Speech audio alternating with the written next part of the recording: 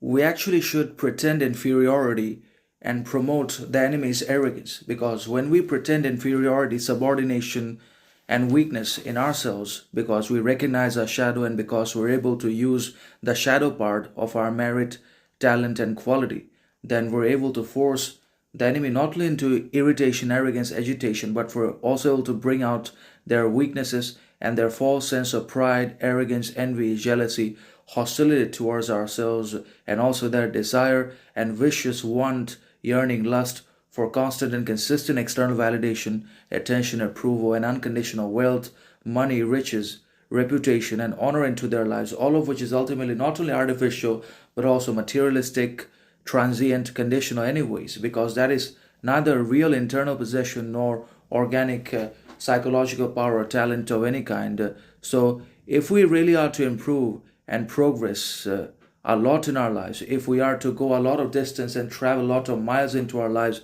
and accomplish most of our ambitions, intentions, aims, dedications into our life, then we have to be contented and satisfied to interpret it, explained, and understood as fools and idiots by the others, by the majorities, because the majority's understanding, interpretation, judgment, thought regarding ourselves does not and should not matter to us, because the majorities themselves are mindless anyways. The majorities are drawn to, most importantly, mediocrity, stupidity, conformity, arrogance, pleasure, comfort, possession, and materialistic pleasure into their lives, because that is what the majorities are there for. That is why the government has kept them. The majorities literally embody and epitomize mediocrity, possession, wealth, riches, competition, success into their lives, which is conditional anyways. The majorities cannot actually think, and most people cannot actually think, and that's why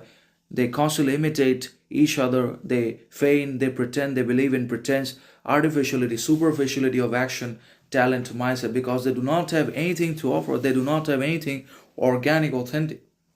going on in their lives, but it's all the other people's reservations, judgments, opinions, thoughts that they have obviously integrated into their lives. But then again,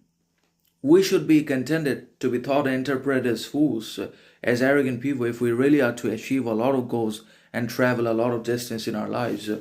When we are able to provoke the enemy, because we are not provoked, then they automatically reveal themselves, expose their weaknesses, shortcomings, deficiencies one by one in one way or another. But for that to happen, we have to be patient, careful, meticulous, cunning, responsible, and reasonable in our nature. We have to be able to exercise patience, modesty, moderation, humility, and gratitude at every step there towards ourselves as well as towards the enemy.